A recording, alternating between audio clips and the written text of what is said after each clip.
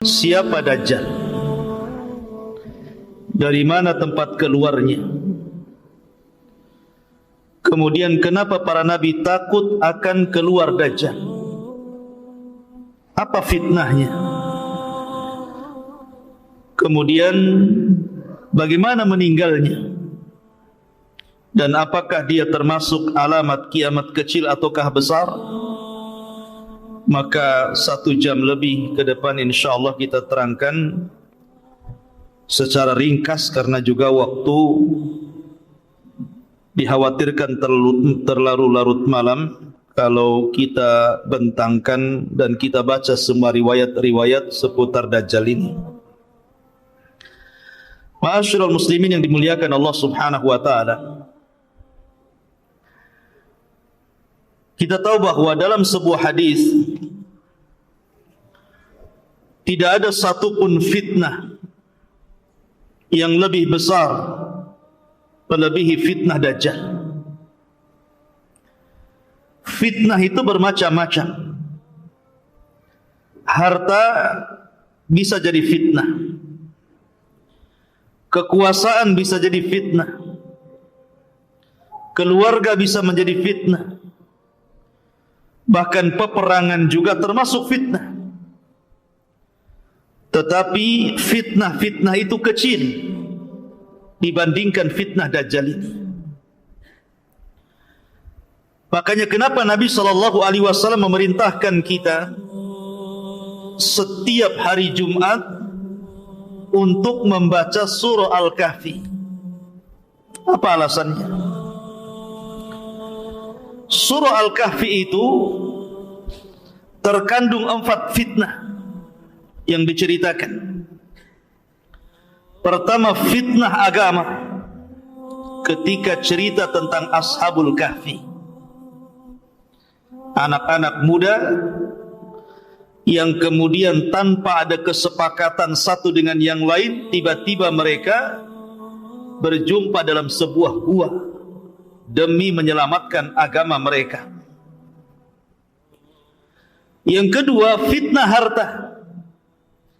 Karena dalam surah Al-Kahfi itu ada kisah tentang sahibul jannataini, pemilik 2 kebun yang terfitnah dengan harta. Kemudian yang ketiga, fitnah ilmu. Ketika bercerita tentang Nabi Musa yang belajar kepada Khidir. Musa terfitnah dengan ilmu. Ketika ditanya, wahai Musa, adakah orang yang lebih alim dari kamu? Musa mengatakan tidak ada, dan dia lupa mengucapkan insyaallah. Akhirnya dia disuruh untuk belajar kepada Khidir, padahal Khidir lebih rendah dibandingkan Musa. Kemudian yang keempat, fitnah kekuasaan. Ketika bicara tentang Dzulqarnain, dan itu kisahnya ada dalam surah Al-Kahfi. Berarti kisah-kisah dalam surah Al-Kahfi itu bicara tentang fitnah agama, fitnah harta, fitnah ilmu, dan fitnah kekuasaan. 4-empatnya ada pada Dajjal. Ini 4 fitnah ini semua ada pada Dajjal. Pertama, fitnah agama. Dajjal akan memfitnah agama kita. Ketika dia datang kepada Al-A'rab, orang-orang Arab Badui, kemudian mengatakan kepada mereka, maukah kuhidupkan ibu bapa kalian, tapi syaratnya engkau harus mengakui aku adalah Rabb kalian. Maka tiba-tiba Dajjal pun kemudian menghidupkan ibu bapa mereka. Tiba-tiba ibu bapa mereka mengatakan kepada anak-anaknya, ya bunai, wahai anakku, ikutilah orang ini, maksudnya Dajjal. Fa innahu rabbukum, karena dia Rabb kalian. Akhirnya orang-orang Arab Badui pun menyembah Dajjal, terfitnah agamanya. Lihat. Yang kedua, fitnah harta. Karena kemunculan Dajjal itu sebelumnya terjadi kekeringan yang luar biasa. Tahun pertama tidak ada hujan sepertiga langit, dan Allah juga tidak menumbuhkan tumbuh-tumbuhan sepertiga bumi. Tahun kedua Allah subhanahu wa ta'ala menahan 2/3 langit, maka Allah tahan juga 2/3 bumi untuk tidak tumbuh-tumbuhan. Kemudian tahun yang terakhir, yang ketiga, seluruh langit Allah tahan, sehingga semua bumi Allah tahan untuk tidak tumbuh-tumbuhan. Mulailah banyak kelaparan, banyak hewan-hewan ternak mati. Disinilah Dajjal datang kepada orang-orang yang sedang kelaparan itu dengan membawa 1 gunung roti. Siapa yang ingin mendapatkan makanan, terhindar dari kelaparan, tanahnya kembali disuburkan, kemudian ternak-ternaknya kembali digemukkan, maka harus mengakui Dajjal Tuhan. Dia terfitnah dengan harta. Akhirnya hanya karena menerima pemberian Dajjal, mereka pun akhirnya mengakui Dajjal lah Tuhan. Terfitnah dengan harta. Kemudian yang ketiga, terfitnah dengan kekuasaan. Sebagaimana Dzulqarnain menguasai dunia, kemudian juga Sulaiman menguasai dunia, maka Dajjal juga sama. Tidak ada satupun bumi kecuali diinjak Dajjal. Walaupun waktunya hanya 40 hari, 1 hari seperti setahun, 1 hari bagikan 1 bulan, 1 hari seolah-olah 1 Jumat, 1 minggu, dan hari-hari berikutnya sama dengan hari-hari kalian. Selama 40 hari ini tidak ada satupun tanah kecuali diinjak Dajjal. Dan Dajjal sampai ke daerah kutub yang 1 harinya sama dengan setahun, sampai ke daerah kutub yang 1 harinya sama dengan sebulan, sampai ke daerah kutub yang 1 harinya sampai dengan 1 minggu. Dan Dajjal lebih banyak tinggal di hari-hari yang normal seperti hari-hari yang kita jalani. Tidak ada satupun tempat Dajjal berhasil menguasai bumi. Dia berkuasa terhadap bumi ini, kecuali Mekah dan Madinah dan Masjidil Aqsa serta Masjid Tur. Ini 4 tempat tidak mungkin dimasuki Dajjal. Mekah dan Masjidil Haram, Madinah dan Masjid Nabawi, Masjidil Aqsa dan Masjid Tur, markasnya kaum muslimin, tempat bersembunyinya Imam Mahdi dan kaum muslimin dari kepungan Dajjal. Masjid Tur. Ya. Tetapi selain 4 tempat ini semua diinjak Dajjal. Termasuk ke Batam, termasuk ke Batam. Termasuk ke Tiban, termasuk ke Tiban. Termasuk ke Bengkong sana. Mana lagi? Semua akan diinjak Dajjal, dan ini fitnah kekuasaan. Kemudian yang keempat, fitnah ilmu. Karena kalau orang itu menghadapi Dajjal dan tidak punya ilmu, maka dipastikan dia akan menjadi pengikut Dajjal. Dipastikan orang-orang jahil akan mengikuti Dajjal. Makanya Nabi SAW bersabda gimana? Kata Nabi SAW, seandainya Dajjal keluar, kata Rasul, in yakhrujud Dajjal wa ana fikum fa ana hajijuhu dunakum. Kalau seandainya Dajjal keluar kepada kalian dan aku masih hidup, kata Rasulullah, aku yang akan membunuhnya. Wa iyakhruj fikum wa lastu fikum, tapi kalau Dajjal keluar kepada kalian sementara saya tidak ada lagi di hadapan kalian, saya sudah meninggal. Fa kullu mri'in hajiju nafsihi, maka setiap jiwa harus menghadapi Dajjal masing-masing, dan tidak ada perlindungan kecuali perlindungan Allah. Karena tidak ada yang bisa mengalahkan Dajjal kecuali seorang Nabi. Ada perang lagi di sini. Perang. Ya. Jadi di sini Dajjal oleh Nabi SAW diancam, kalau Dajjal itu keluar sementara aku hidup, aku yang akan membunuhnya, aku yang akan menghadapinya. Dari sini kata para ulama, tidak ada yang bisa menghadapi Dajjal kecuali memiliki dua perkara. Satu, iman. Yang kedua, ilmu. Iman dan ilmu harus ada. Makanya Nabi SAW mengatakan, kalau Dajjal hidup, aku yang akan menghadapinya kalau sama-sama hidup di zamanku. Karena tidak ada yang kuat imannya, tidak ada yang kuat ilmunya melebihi Rasul SAW.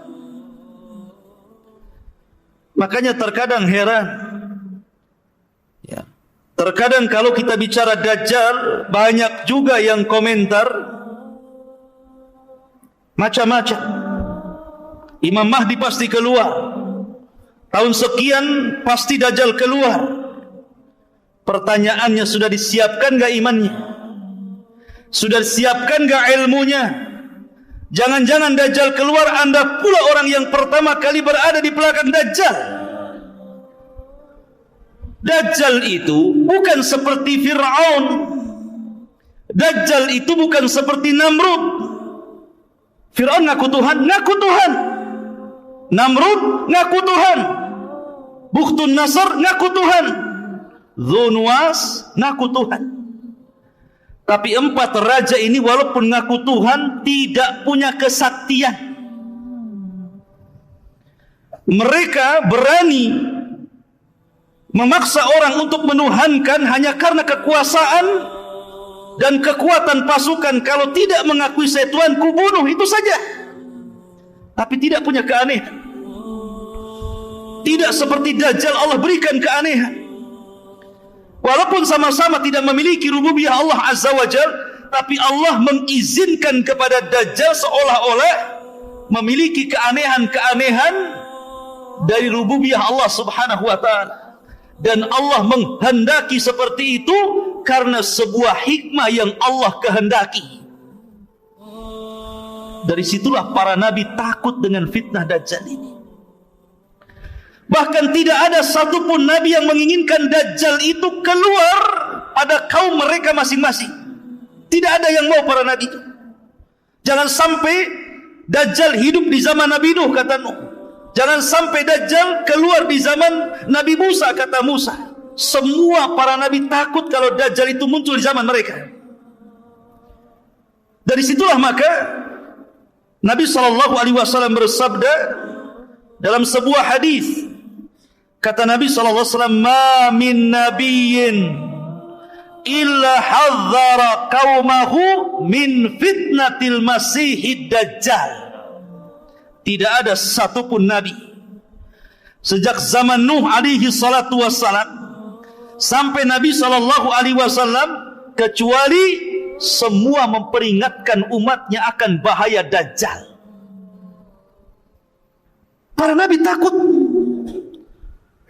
Kalau boleh Dajjal itu jangan muncul pada kaum mereka, karena itu akan membahayakan akidah umat-umat mereka. Karena digambarkan oleh Nabi SAW setelah meninggalnya Rasulullah, kemudian umat ini semakin jauh, kata Nabi SAW dalam hadis Anas bin Malik radhiyallahu an, "Walladzi nafsi biyadihi, demi zat yang jiwaku berada di tangannya, la ya'ti zamanun illa walladzi ba'dahu syarrun minhu." Tidak ada sebuah zaman yang datang kecuali setelahnya pasti lebih buruk daripada sebelumnya. Dan ketika umat semakin buruk, ketika umat jauh daripada Al-Quran, umat jauh daripada sunnah Rasulullah, kemudian umat sudah tidak menyebut-nyebut Dajjal lagi, Kata Nabi SAW, la yakhrujud dajjal hatta yadhhaban nas an dhikrihi wa hatta tatrukal a'immatu dhikrahu alal manabir. Tidak mungkin dajjal muncul, dajjal keluar, kecuali ketika manusia sudah mulai melupakan siapa dajjal. Ketika para ulama sudah mulai tidak membicarakan dajjal di mimbar-mimbar mereka. Kata Nabi SAW, la yakhrujud dajjal. Tidak mungkin dajjal keluar sampai betul-betul dilupakan manusia. Orang sudah tidak kenal dajjal, tidak pernah diceritakan, tidak pernah didongengkan bagaimana bahayanya, bagaimana cara menghadapinya. Orang sudah tidak kenal. Karena dajjal itu tidak keluar kecuali ala khiffatin minad dini wa qillatin minal ilmi. Dajjal tidak mungkin keluar kecuali ketika manusia mulai meremehkan agama dan mulai meremehkan ilmu. Orang kalau sudah tidak peduli dengan agama, orang kalau sudah tidak peduli lagi dengan ilmu, jarang hadir di majelis ilmu, kemudian berangan-angan dajjal pasti keluar. Kalau pendapat saya harus keluar di tahun 2024 nih. Seolah-olah dia bisa menghadapi dajjal. Di majelis ilmu saja jarang hadir, ngaji pakai YouTube, Syekh Google, Syekh YouTube. Ya. Kalau anda ingin menghadapi dajjal, hadir di majelis ilmu. Bukan hanya semangat saja, Imam Mahdi pasti keluar, dajjal akan muncul, kita akan hadapi, kita perangi dajjal. Wah, kayak iya saja dia. Emang siapa anda kan itu? Ngaji saja tidak pernah, hadir di majelis ilmu juga tidak pernah. Menguatkan ilmu itu bukan hanya cerita dajjal, hadir di majelis dajjal saja. Anda harus kuatkan bab tauhid, Anda harus kuatkan bab akidah, Anda harus kuatkan bab manhaj, bab fikih, semua harus dipelajari. Ilmu itu kan bukan ilmu akhir zaman saja, ya. Tapi ilmu itu mencakup seluruh agama. Baru kuat ilmunya, baru bisa menghadapi dajjal. Tapi saya sudah tahu ciri-cirinya, Ustaz. Iya, tahu ciri-cirinya. Pas ketemu, jangan-jangan anda pula yang pertama menuhankan dajjal. Karena ada orang diceritakan, dia merasa mampu melawan dajjal, dicarinya dajjal. Pas ketemu kelepek-kelepek dia, ikut dajjal. Ya. Makanya Nabi SAW mengatakan, kalau anda berjumpa dengan dajjal, kemudian dajjal mulai memperlihatkan keanehannya, membawa air yang sangat putih yang memancar dari bumi, kemudian membawa api yang menyala-nyala. Kata Nabi SAW, ini karena kasih sayangnya Rasul kepada kita loh ya. Pejamkan mata. Kita disuruh memejamkan mata, kemudian masuklah ke dalam api yang hakikatnya itu dia air. Sebab kalau seandainya kita tidak memejamkan mata, kemudian mata kita melek, tentu kita akan terpengaruh, justru masuk ke dalam air yang hakikatnya itu adalah api. Dan kita akan masuk ke dalam neraka. Lihat bagaimana Nabi SAW sayang dengan kita, suruh memejamkan mata. Ya, ma'asyiral muslimin yang dimuliakan Allah Subhanahu wa ta'ala. Bicara dajjal, dajjal itu tidak mungkin keluar kecuali karena ghadbah yaghdhibuha, karena sebuah kemarahan yang disulut, maka dia keluar. Di zaman Nabi SAW, Abdullah bin Umar radhiyallahu an yang bersumpah bahwa Ibnu Sayyad adalah dajjal. Suatu ketika dia berpapasan dengan Ibnu Sayyad yang sudah dewasa. Tiba-tiba terjadi komunikasi, kemudian berselisih pendapat. Akhirnya Abdullah bin Umar menampar Ibnu Sayyad, kemudian pergi. Ibnu Sayyad marah. Kemudian dia sembunyi di rumah Hafsah. Maka kemudian Hafsah pun mengatakan kepada Abdullah bin Umar, adiknya, saudaranya, karena sama-sama anak Umar bin Khattab radhiyallahu anhu, dan mengatakan, wahai Abdullah bin Umar, aku pernah mendengar Rasul bersabda, la yakhrujud dajjal illa ala ghadbatin yaghdhibuha. Tidak mungkin Dajjal keluar kecuali karena ada yang menyulut kemarahannya.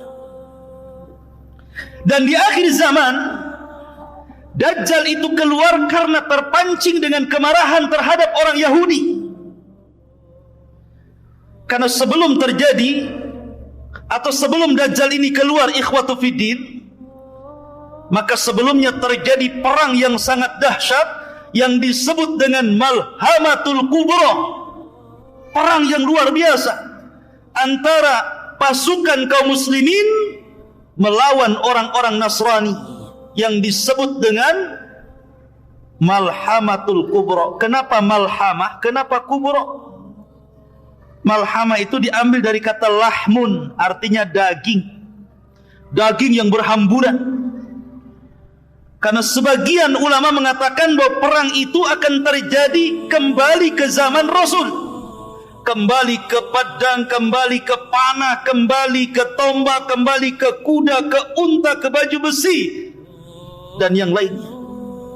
Sehingga setiap sabetan-sabetan pedang itu akan melemparkan daging-daging yang kena sabetan ke langit. Maka disebut Malhamah Kubro, yang sangat besar, artinya perang yang maha dahsyat. Ya. Masyarul muslimin yang dimuliakan, padahal sebelumnya antara kaum muslimin dengan orang Nasrani ini berdamai untuk memerangi musuh-musuh di belakang mereka. Tapi kemudian setelah musuh itu dikalahkan, tiba-tiba orang Nasrani, mereka berkhianat, kemudian mengatakan ghalabas salib, ghalabas salib. Salib telah menang, salib telah menang. Maka marah orang Islam dan mengatakan balillah ghalab, Allah yang menang, bukan salib yang menang. Maka dibunuhlah orang Nasrani itu. Terjadi kekacauan, tidak terima, akhirnya berhadap-hadapan, terjadilah siap peperangan yang sangat dahsyat. Itulah Armageddon, atau dalam bahasa kita Malhamatul Kubra. Lah orang-orang Yahudi itu bersembunyi di Palestina sana. Mereka tidak bersuara dan tidak mengibarkan bendera. Akhirnya kemudian Muslim berperang melawan Nasrani, dan orang Islam berhasil menyerang orang-orang Nasrani sampai ke jantung kota Eropa sana. Sampai dimenangkan kaum muslimin. Sampai dijelaskan bahwa ketika peperangan ini dimenangkan, kaum muslimin meletakkan senjata-senjata mereka di pohon zaitun. Maka melihat orang Yahudi ketakutan, Dajjal marah. Dan tidaklah Dajjal keluar kecuali bi ghadbatin yaghdhibuha, karena kemarahan yang disulut orang-orang Yahudi. Marah Dajjal kepada orang Yahudi, kenapa kamu diam saja, gitu bahasanya. Maka bangkitlah Dajjal. Dari mana Dajjal? Dalam hadis yang sahih, keluar dari Khurasan. Di mana Khurasan? Di Asfahan. Di mana Asfahan? Di Iran. Di situ sudah ditunggu di kampung Yahudi 70.000 pasukan orang-orang Yahudi Asfahan, lengkap dengan atribut Yahudi di kepalanya. Alaihim toyalis, kata Rasulullah. Maka Dajjal pun keluar antara Irak dan Syam. Mulai dia membuat fitnah. Syekh Utsaimin rahimahullahu ta'ala menyebutkan dalam kitab Syarhul Mumti, Dajjal ini awal keluarnya tidak langsung aku Tuhan. Dia pura-pura jadi orang baik, pura-pura jadi ahli ibadah, pura-pura ngaku Muslim, supaya bisa mendekati orang-orang. Lama-lama ngaku Nabi. Maka orang-orang pun kemudian menjauhi Dajjal ini. Karena orang-orang Islam, mereka sangat yakin tidak ada Nabi, la nabiyya ba'di, tidak ada Nabi sepeninggal Rasul sallallahu alaihi wasallam.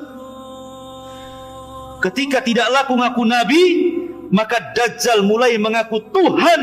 Ketika dia mulai mengaku Tuhan, itulah mulai nampak ciri-ciri fisik Dajjal yang disabdakan Nabi SAW. Apa ciri fisiknya? Mulailah Dajjal nampak ciri fisiknya, rajulun, seorang laki-laki, syab, anak muda, ahmar, kulitnya kemerah-merahan, qasir, orangnya pendek, gemuk, kemudian afhaj, kakinya bengkok, ja'dur ra'si, rambutnya keriting, ajlal jabhah, kemudian dahinya lebar, aridatun nahri, bidang dadanya, mamsuhul ainil yumna, sebagian matanya buta sebelah, dan yang melihat seperti buah anggur yang menonjol ke depan, sangat aib, nampak tidak baik, tidak memiliki muka yang buruk Dajjal itu. Kemudian di antara kedua matanya tertulis kafarah, yaqra'uha katib au ghaira katib, qari au ghaira qari, bisa dibaca oleh orang yang bisa nulis ataupun tidak bisa menulis, oleh orang yang bisa baca ataupun yang tidak bisa baca, akan tertera kafir di sini. Bukan non muslimnya, kafir. Kemudian setelah itu Dajjal tidak mungkin punya keturunan, akim la yulad. Dan Dajjal memiliki kendaraan khimar yang sangat besar. Yang khimar ini bisa berkeliling dunia seperti hujan yang dihempas angin, sehingga mudah untuk kesana dan kemari. Dan diikuti 70.000 area Yahudi Asfahan. Lihat ikhwan, kira-kira tampang yang seperti ini ganteng apa jelek itu? Tampang yang seperti ini gagah atau tidak gagah? Tidak gagah. Jalannya saja bengkok kakinya. Tapi bukan berarti kalau ada orang yang bengkok kakinya, awas Dajjal. Ya. Kemudian matanya cuma satu. Kemudian kriwel. Kemudian tertulis kafir dan nggak bisa dihapus. Ya. Ma'asyiral muslimin yang dimuliakan, lihat, bentuk Dajjal itu jelek. Bentuk Dajjal itu jelek. Tetapi masalahnya bukan itu. Karena Allah Subhanahu wa taala sudah memberikan keanehan-keanehan kepada Dajjal. Dia mampu melakukan apa-apa yang tidak bisa dilakukan manusia. Manusia biasa, tukang sihir sekalipun tidak bisa. Karena dia pakarnya di atas tukang-tukang sihir. Ya. Dia rajanya tukang sihir. Bagaimana tidak bisa ikhwatu fiddin, dunia ngikut Dajjal, bukan Dajjal ngikut dunia. Kata Dajjal, hei bumi, keluarkan pembendaharaanmu. Langsung keluar emas, keluar perak, keluar jamrud, keluar perhiasan macam-macam. Ya. Kalau Dajjal mengatakan kepada langit, hujan kamu, maka langit hujan. Kalau dia mengatakan kepadamu, tumbuh kamu, tumbuh. Mau buah apa? Mangga, duren, pisang, apa? Sebutkan. Gimana orang-orang tidak terpikat dengan Dajjal? Walaupun jelek kayak gitu, ya orang-orang tertariklah dengan Dajjal. Maaf ya, apalagi ibu-ibu, itu suka kali sama Dajjal itu. Ya. Kenapa coba yang banyak nanti di akhir zaman para pengikut Dajjal itu ibu-ibu? Karena kesenangan ibu-ibu itu berbeda dengan kesenangan bapak-bapak. Bapak-bapak itu senangnya cuma satu, perempuan. Makanya kalau dia gabung di grup cerita poligami saja. Tapi kalau ibu-ibu grupnya itu isinya gambar tas, gambar baju, gambar gelang. Ya kan Bu ya? Jarang bilang cerita bapak poligami, jarang. Marah yang ada. Ya. Artinya kesenangan ibu-ibu itu kepada harta lebih, makanya terfitnah dengan harta. Apapun yang dimau ibu-ibu sama Dajjal, mau apa? Mau tas? Merek apa? Semua dikasih. Sehingga karena kejahilannya, karena ta'assubnya, karena mengikuti hawa nafsu dan perasaannya, sehingga para wanita akan lebih banyak menjadi pengikut Dajjal dibandingkan laki-laki. Sampai karena takutnya bapak-bapak kepada ibu, pulang dia. Dicarinya anak perempuannya, dicarinya ibunya, dicarinya saudarinya, dicarinya bibinya, dirantai. Jangan sampai berjumpa dengan Dajjal. Sampai dirantai. Tapi jangan dirantai dari sekarang ya. Nanti kalau keluar Dajjal. Ma'asyiral muslimin yang dimuliakan Allah Azza wa Jalla. Tapi di sini ikhwatu fiddin, dengan melihat fisik Dajjal yang jelek itu, Dajjal ini mengaku Tuhan dan diberikan keanehan yang luar biasa. Anehnya, dia tidak bisa menghapus kafir di dahinya. Dia bisa mengatakan kepada langit, hujan kamu, hujan. Bumi tumbuh, tumbuh. Keluar kamu pendaraan bumi, keluar. Setiap datang ke sebuah desa, kalau mereka mau beriman kepada Dajjal, disuburkan, ternaknya digemukkan, kemudian makannya dicukupkan, semua kaya. Tapi dia tidak sanggup menghapus kalimat kafir. Dia tidak bisa menyembuhkan matanya. Dia tidak bisa menyembuhkan kedua kakinya yang bengkok. Dia tidak bisa merubah fisiknya supaya menjadi ganteng, supaya menjadi cantik. Tidak bisa. Kenapa coba? Untuk menunjukkan bahwa tidak ada yang sempurna kecuali Allah. Untuk menunjukkan bahwa tidak ada yang paling sempurna kecuali Allah. Dan itu menunjukkan akan keagungan dan kebesaran Allah Subhanahu wa ta'ala. Sehebat apapun makhluk, sesakti apapun makhluk, seluar biasa apapun makhluk, tidak bisa menandingi kekuasaan Allah, kemuliaan Allah, keagungan Allah. Maka siapa yang ingin mengagungkan Allah, lihat kekurangan makhluk. Lihat kekurangan makhluk. Kalau anda ingin mengagungkan Allah, lihat kekurangan makhluk.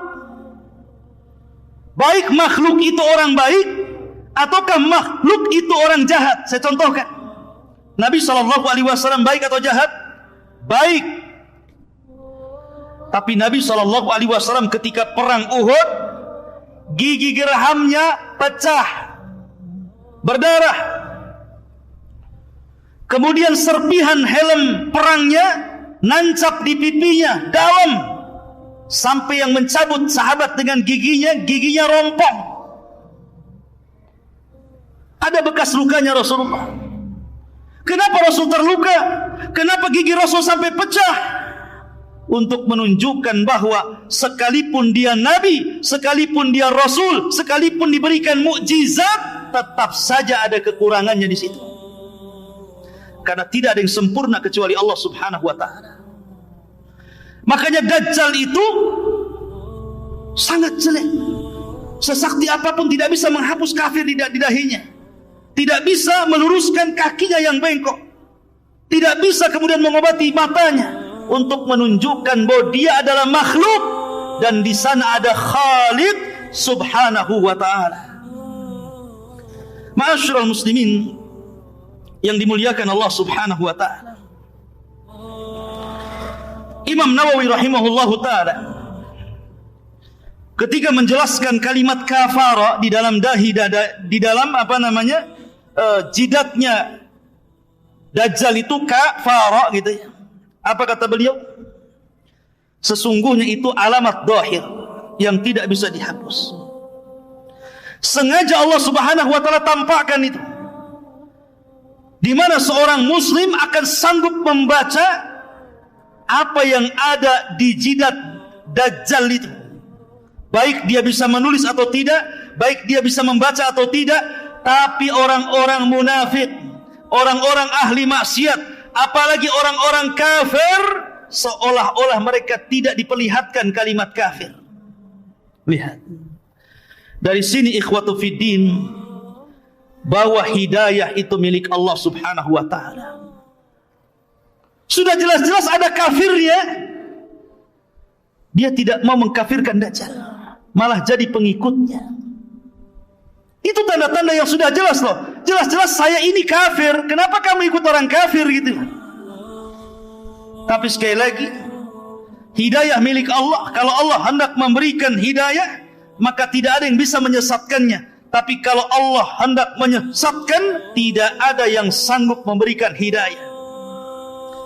Perhatikan firman Allah Subhanahu wa ta'ala, ya ikhwan. Allah Subhanahu wa ta'ala berfirman ketika bicara tentang kinayah seorang nabi di dalam Al-Quranul Karim.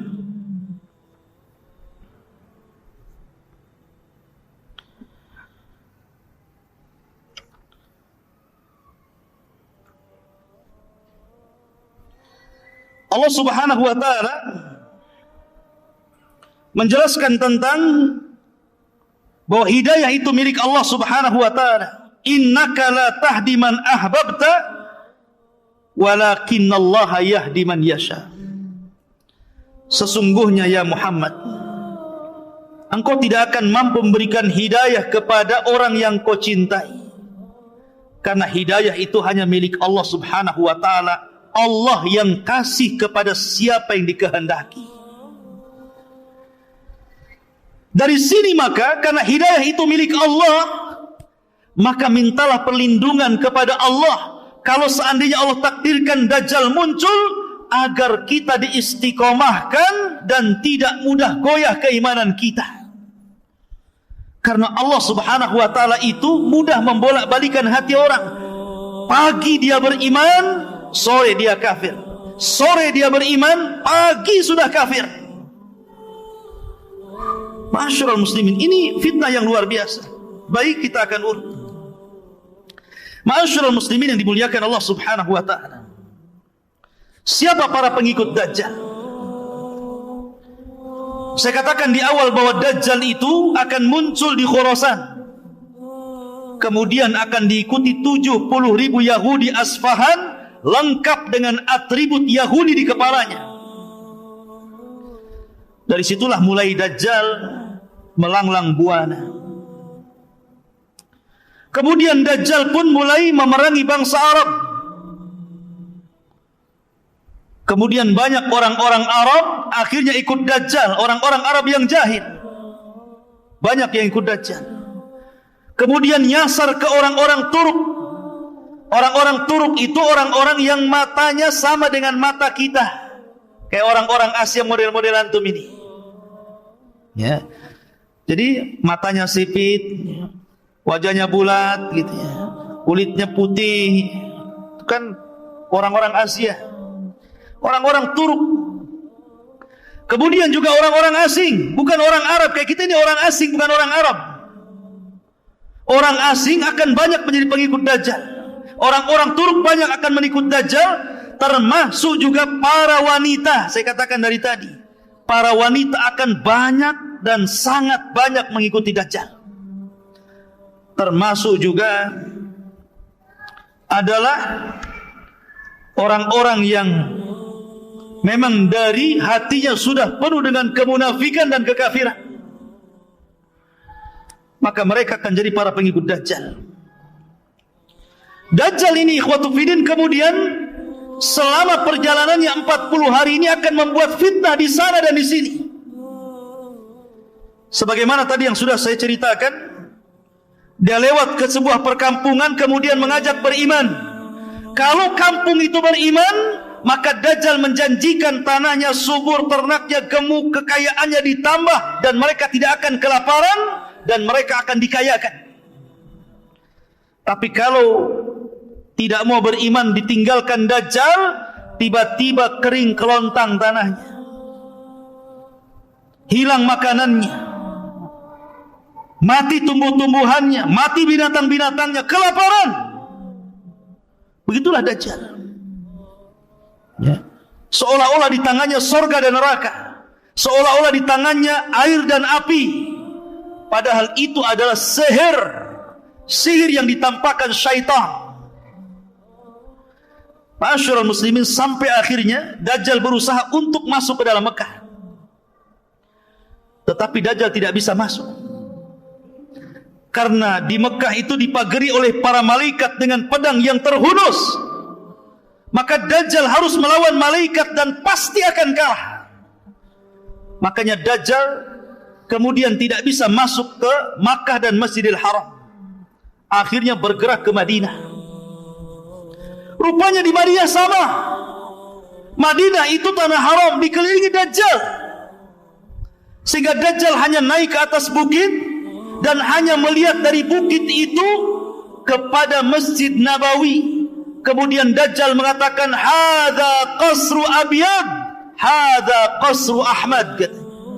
Inilah istana putih, inilah istana Ahmad. Maksudnya Masjid Nabawi, istananya Nabi SAW.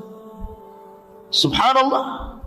Apa yang dikatakan Dajjal, bahwa inilah qasru Abyad, ini istana putih. Lihat Masjid Nabawi ini kalau di malam hari, cahaya yang memancar itu warna putih itu. Persis seperti sabda Rasul, kinayah dari perkataan Dajjal. Ya. Karena Dajjal tidak bisa masuk Madinah, geram dia. Kemudian dia hentakkan kakinya 3 kali. Maka dengan hentakan kaki Dajjal itu, tiba-tiba gempa bumi Madinah itu salasa rajafat, 3 kali gempa, bergegar bumi. Maka orang-orang munafik ketakutan, takut mati di dalam kota, takut terkubur dengan tanah. Akhirnya orang-orang fasik, orang-orang munafik keluar dari Madinah, dan mereka menjadi para pengikut Dajjal. Kecuali orang-orang yang betul-betul kuat manhajnya dan akidahnya, kuat iman dan ilmunya, mereka tetap di dalam. Maka ini disebut sebagai gempa khallas, rajafatul khallas. Artinya gempa yang memisahkan orang mukmin dan munafik. Pisahkan orang-orang munafik itu, dikeluarkan. Lah di tengah-tengah Dajjal sedang berbaris dengan pasukannya, tiba-tiba dari arah kota Madinah keluar anak muda. Anak muda ini tidak dikenal siapa dia. Kenapa muncul prediksi bahwa dia sudah lahir? Kemudian anak ini warnanya putih, kulitnya putih, dan dia mengatakan bahwa saya orang yang kelak akan dibunuh Dajjal. Khurafat. Tidak ada hadis yang mengatakan seperti itu.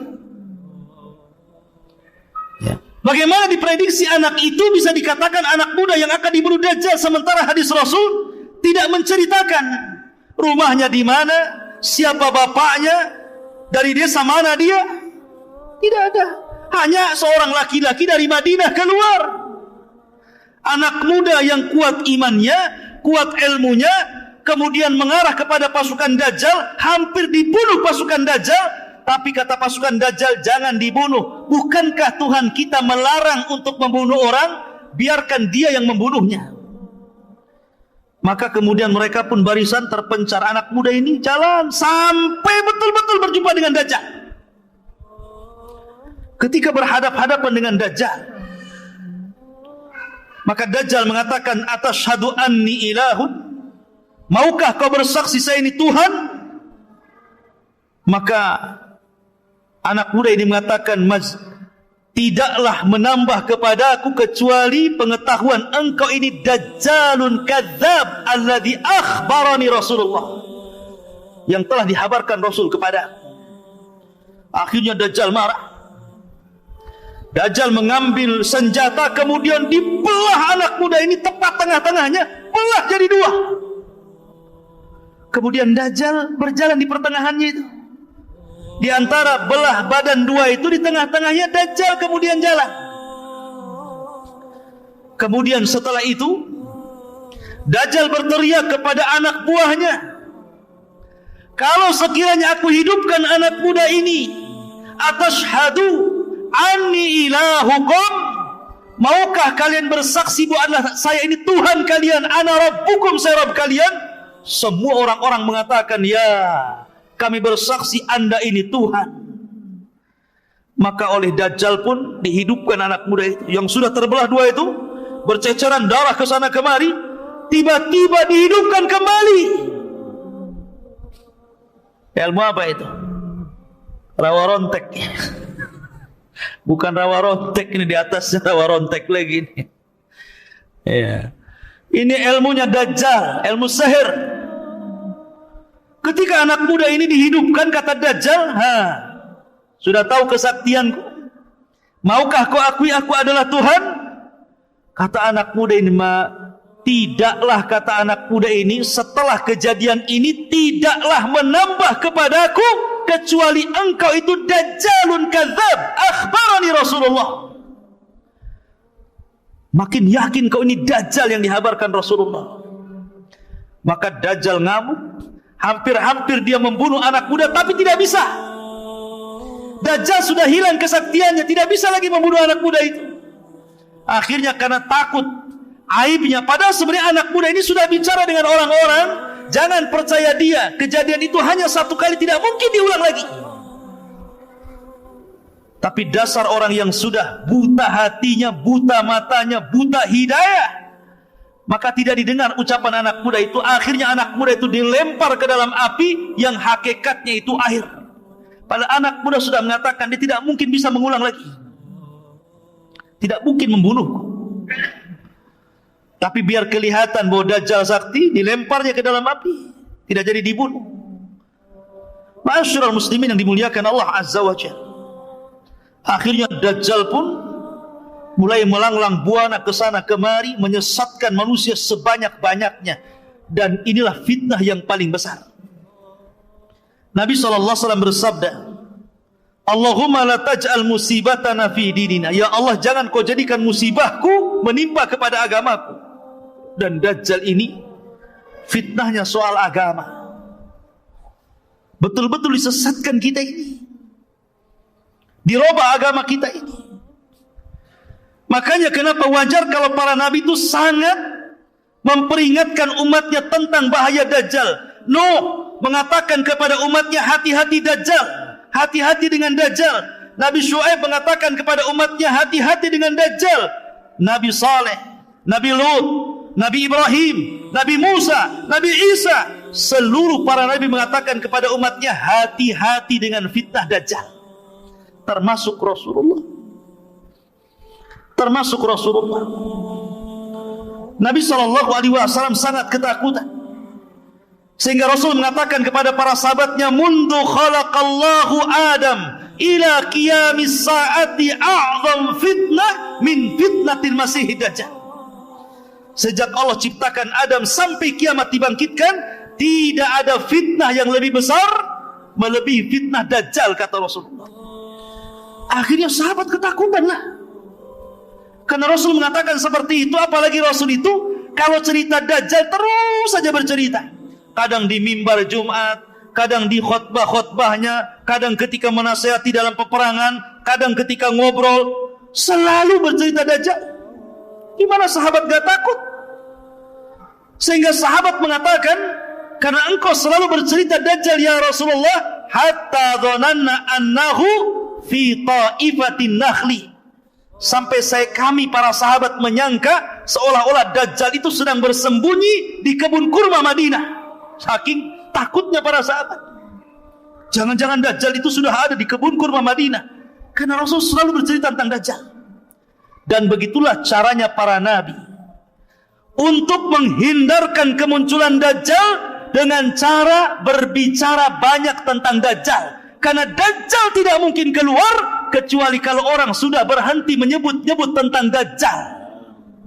Maka ceritakan Dajjal kepada anak-anak Anda, ceritakan kepada anak-anak kita tentang bahaya Dajjal. Nah, Dajjal ini begini-begini.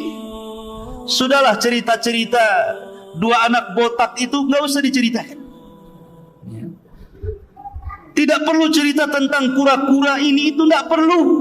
Dari sekarang ceritakan tentang Dajjal, ceritakan tentang Ya'juj dan Ma'juj, ceritakan tentang turunnya Isa, ceritakan tentang Rasulullah, para sahabat. Gantilah sekarang cerita-cerita di rumah itu, karena Dajjal tidak mungkin keluar bahkan akan gagal keluar di tahun 2022 kalau Anda terus cerita Dajjal. Ya, memang kan begitu hadisnya. Ya. Supaya enggak keluar tahun 2022 apa? Perbanyak cerita Dajjal. Ceritakan Dajjal di mana-mana. Enggak keluar itu. Karena Rasul yang mengatakan, la yakhrujud Dajjal hatta yadhhaban nas an dzikrihi wa tatrukal a'immatu dzikrahu 'alal manabir. Tidak mungkin Dajjal keluar sampai manusia berhenti menyebutnya. Para dai, para duat berhenti menyebut di mimbar-mimbarnya.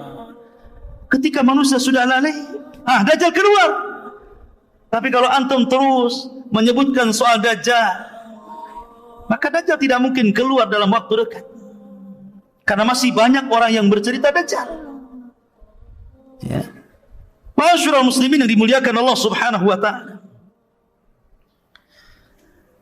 Dajjal ini sudah ada. Dan sudah ada di sebuah tempat. Tempatnya di mana? Allahu a'lam.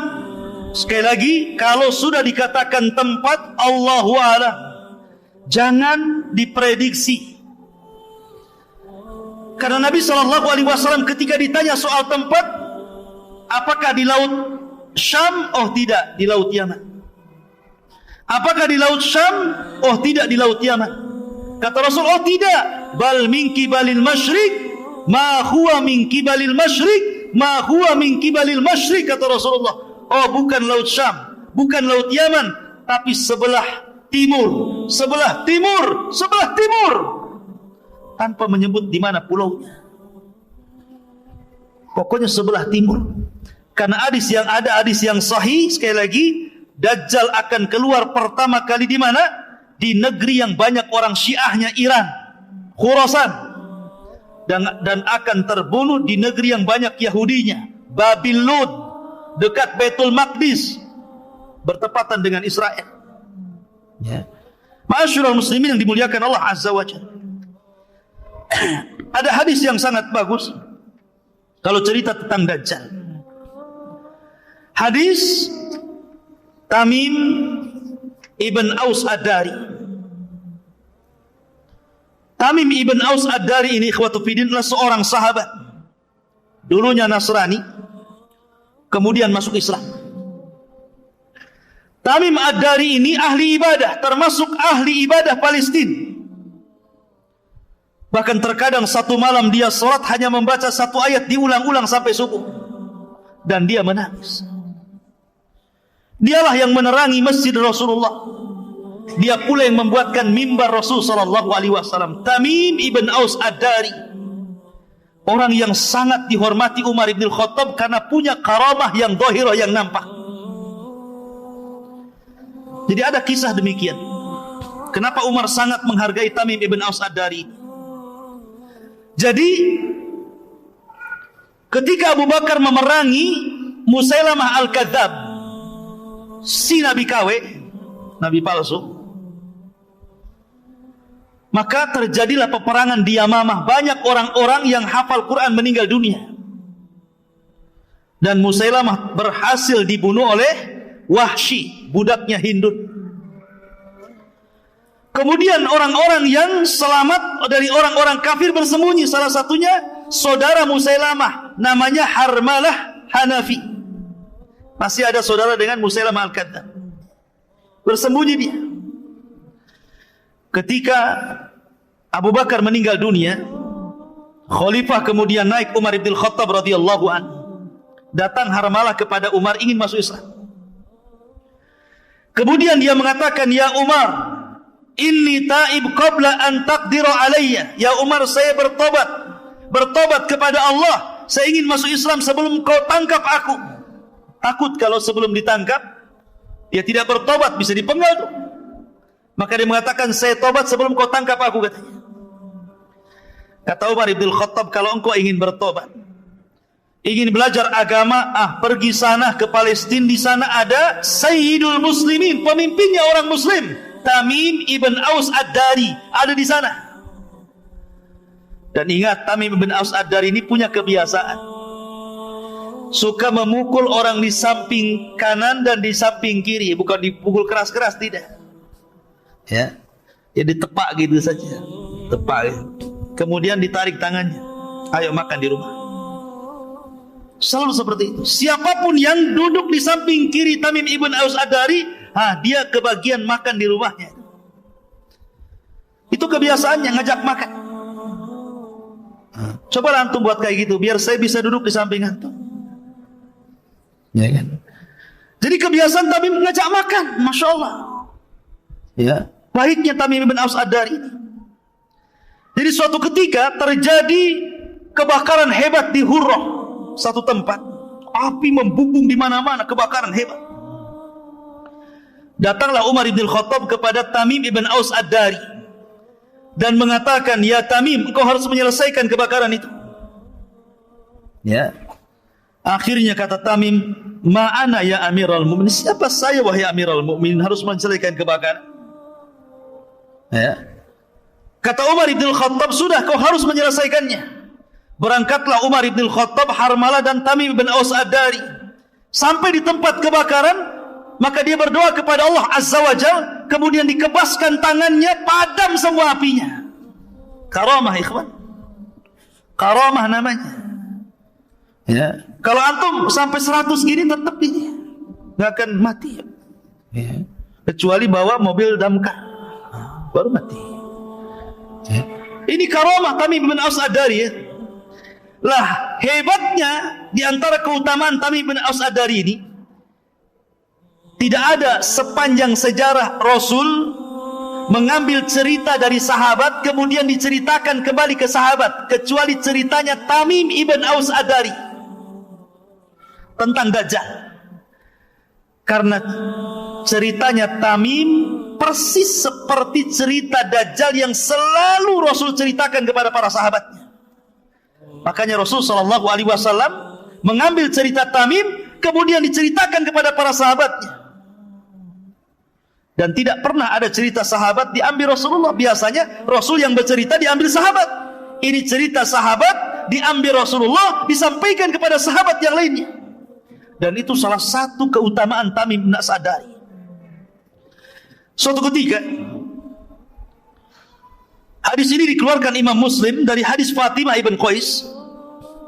Kata Fatimah ibn Qais, aku mendengar ada seorang yang menyuruhkan as-salatul jami'ah. Kalau ada seruan as-salatul jami'ah, berarti ada sesuatu yang penting yang harus hadir di masjid.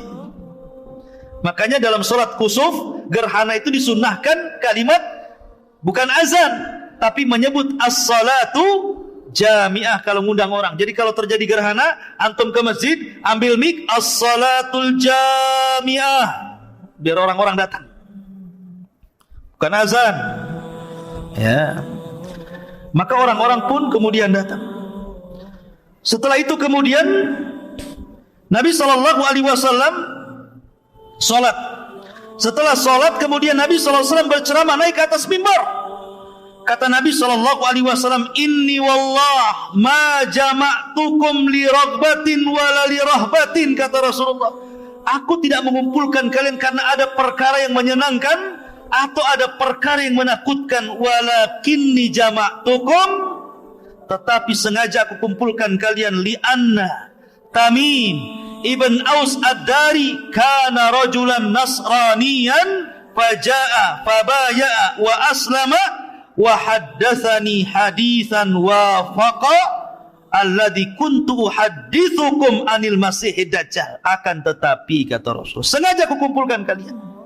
Ada seseorang namanya Tamim bin Aus Ad-Dari baru saja datang, berbaiat kepadaku, masuk Islam kepada agamaku. Dia menceritakan sebuah cerita persis seperti yang aku ceritakan kepada kalian tentang Dajjal. Mulailah Nabi SAW bercerita tentang ceritanya Tamim ibn Aus Ad-Dari. Jadi Tamim dan 30 awak ini hendak melakukan perjalanan perniagaan, mau dagang. Rupanya di tengah lautan datang ombak sangat besar, menggulung kapalnya. Dipermainkan ombak sehingga kapalnya akhirnya terhempas sedikit demi sedikit, entah berantah ada di pulau mana. tiba-tiba berhari-hari ada yang mengatakan syahron 1 bulan, diombang-ambing tah kemana. Akhirnya tiba-tiba Tamim bin Aus Ad-Dari terdampar di sebuah pulau setelah 1 bulan dipermainkan ombak. Bayangkan 1 bulan dipermainkan ombak. Ya. Bahkan mereka sudah membuang semua isi perahu biar enteng, biar tidak berat, sehingga mereka mengalami kebangkrutan. Ma'asyiral muslimin, setelah itu sampailah di sebuah jazirah, sebuah pulau apa? Yang jelas bukan Pulau Socotra. Wallahu a'lam. Entah berantah, pokoknya pulau, selesai. Hadisnya bilang pulau. Ya. Kemudian setelah itu mereka dikejutkan dengan binatang yang tidak jelas mana kubul mana dubur, berbulu dari atas sampai ke bawah. Kemudian tiba-tiba mereka ketakutan dan mengatakan, wailaki man anti, celaka siapa kamu, aneh kali bentukmu, penuh dengan bulu, mana dubur mana kubul nggak jelas, mana laki-laki mana perempuannya nggak jelas gitu. Yang jelas bukan LGBT. Ya. Pokoknya binatang yang berbulu, penuh dengan bulu. Wailaki man anti, celaka kamu siapa kamu. Tiba-tiba binatang itu bisa bicara, loh, bayangkan. Ana jassasah, katanya. Saya jassasah. Luar biasa ya, Pak. Kalau antum nemui makhluk di hutan tiba-tiba bisa bicara, tak lari ke birit-biritan. Ya. Karena ini ketakutan Tamim bin Aus Ad-Dari ini bertanya lagi, man jassasah, siapa jassasah? Jassasah diambil dari jasus, artinya mata-mata dajjal. Tetapi jassasah ini tidak mau banyak berdialog dengan Tamim dan 30 awaknya. Dia hanya mengatakan, intaliqu, pergilah kalian. Intaliqu, pergilah kalian. Ila hadar rajul alladhi fid dairi fa inna ila khabarikum bil aswaq. Apa kata binatang ini? Sudah, kalian pergi saja ke sana. Di sana ada tempat ibadah, dair, tempat ibadah yang sudah lama, sudah ditinggalkan penghuninya. Di situ ada laki-laki yang sudah lama merindukan kalian. Kaget dia, kenal pun tidak, tiba-tiba dibilang merindukan kedatangan kalian. Akhirnya karena ketakutan dan penasaran, masuk juga ke dalam hutan. Rupanya ada tempat ibadah besar, kayak masjid gini, tempat ibadah umat Islam ini. Kalau dair itu tempat ibadah Nasrani, gereja lah gitu. Dalam hutan, tiba-tiba ada orang yang sangat besar dan dirantai kaki dan tangannya dan tengkuknya. Kemudian setelah berjumpa, mulailah kemudian di sini terjadi dialog. Orang ini mengatakan, Tamim ibn Aus Ad-Dari dan orang-orang yang di bawahnya, wailaki man anti, wailaki man anti, celaka kamu, siapa kamu? Qala qad qadartum ala khabari, sungguh kalian sebentar lagi akan tahu siapa aku, katanya. Jawabannya enak. Siapa kamu? Sebentar lagi kamu akan tahu siapa aku, katanya. Menakutkan jawabannya. Mulailah dia bertanya tentang, pertama, nakhlun bil baisan, kebun kurma yang ada di Palestina. Semua ini pertanyaan soal Palestina. Kebun kurma di Baisan, kemudian danau Tiberias, kemudian mata air Zughar. Ini ditanyakan nih. Apakah kebun kurmanya masih berbuah? Apakah danaunya masih berair? Apakah mata airnya masih penuh dengan air dan dipakai pertanian? Maka kata Tamim ibn Aus Ad-Dari, kurmanya masih banyak dan itu kurma terbaik di Arab. Airnya masih penuh, mata airnya masih lancar. Kata Dajjal, sebentar lagi kurmanya akan habis, tidak akan ada panen lagi. Sebentar lagi danaunya akan kering dan tidak ada air lagi. Sebentar lagi mata air itu tidak mungkin memancarkan lagi dan orang akan terjadi kekeringan. Kemudian kata Dajjal, Setelah beliau menanyakan 3 perkara, kemudian mulai bertanya tentang kemunculan Rasul sallallahu alaihi wasallam. Kata orang ini, dia mengatakan, akhbiruni an nabiyyin ummiyin, ceritakan tentang seorang nabi yang diutus kepada orang yang ummi itu. Hal dhahar, apakah sudah tampak? Maka kata Tamim ibn Aus Ad-Dariyah, dia sudah tampak. Dia seorang nabi yang asalnya Mekah, kemudian hijrah ke Yathrib. Kata Dajjal, gimana perbuatan kaumnya, apakah memerangi atau tidak? Ya, memeranginya. Terus bagaimana menurut kalian tentang orang-orang yang ada di Yathrib? Apakah ikut memeranginya? Tidak, mereka adalah orang-orang yang baik, yang mengikuti dan taat kepada Nabi tersebut. Kata Dajjal, sungguh mereka benar. Sungguh mereka benar. Maka Dajjal mengatakan kepada Tamim dan para pengikutnya, ikutilah Nabi itu, fa innahu alal haq, dia di atas kebenaran. Dajjal nyuruh ngikuti Nabi, ya. Fa innahu alal haq, dia di atas kebenaran. Maka akhirnya Dajjal mengatakan, sebentar lagi aku sudah akan diizinkan Allah untuk keluar, dan tidak ada satupun tapak di bumi ini melainkan aku injak kecuali Mekah dan Madinah dan Thayyibah. Madinah disebut Thayyibah, kata Dajjal. Kemudian Dajjal mengatakan, aku tidak bisa masuk ke 2 tempat tersebut karena ada malaikat yang menjaganya. Ketika Tamim menceritakan sampai di situ, Rasul mengambil tongkat, kemudian memukul-mukul dan mengatakan, hadihi Thayyibah, hadihi Thayyibah, inilah Madinah, inilah Madinah. Dengan bangganya, Dajjal tidak akan masuk di situ. Kemudian Nabi SAW mengatakan, sungguh aku sangat takjub dengan cerita Tamim. Sesungguhnya ceritanya sama dengan apa yang aku ceritakan kepada kalian, dan sesungguhnya Dajjal itu innahu min bahri Syam, innahu min bahril Yaman. Oh, Dajjal itu ada di laut Syam. Oh bukan, ada di laut Yaman. La bal hiya min kibalil masyriq, ma huwa min kibalil masyriq, ma huwa min kibalil masyriq, ma huwa wa aw'ama biyadihi ilal masyriq. Oh bukan, bukan laut Yaman, bukan laut Syam, tapi Dajjal itu sebelah timur. Dajjal itu sebelah timur. Dajjal itu sebelah timur. Dan dia mengisyaratkan dengan tangannya sebelah timur.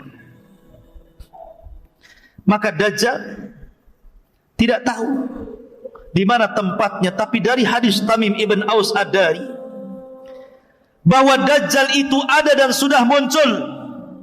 Adapun hadis Nabi SAW bahwa tidak ada satupun jiwa yang hidup melebihi 100 tahun di zamanku, pasti dia sudah mati.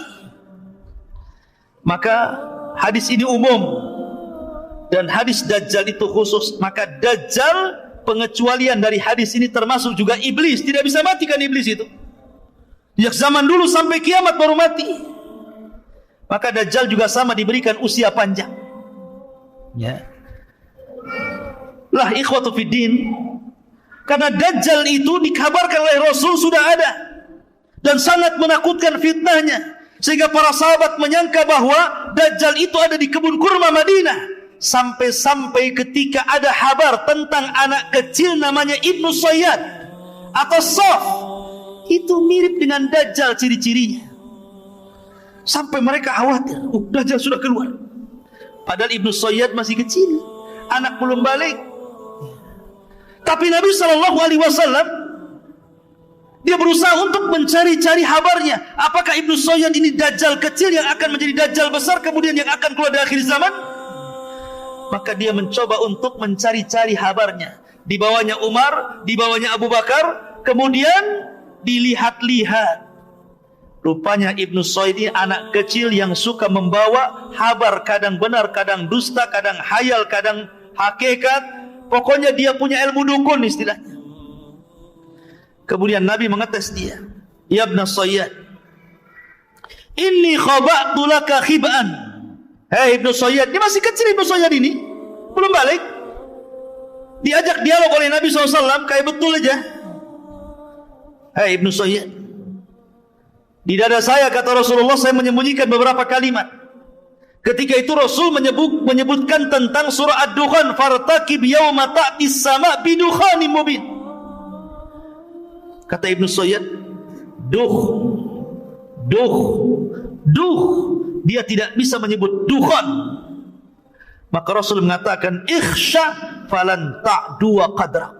Celaka engkau tidak bisa melewati takdirmu. Ada yang mengatakan bahwa karena Ibnu Sayyid ini masih kecil, kemudian pelat ngomongnya, dia tidak bisa menyebut dukhan, namanya masih kecil.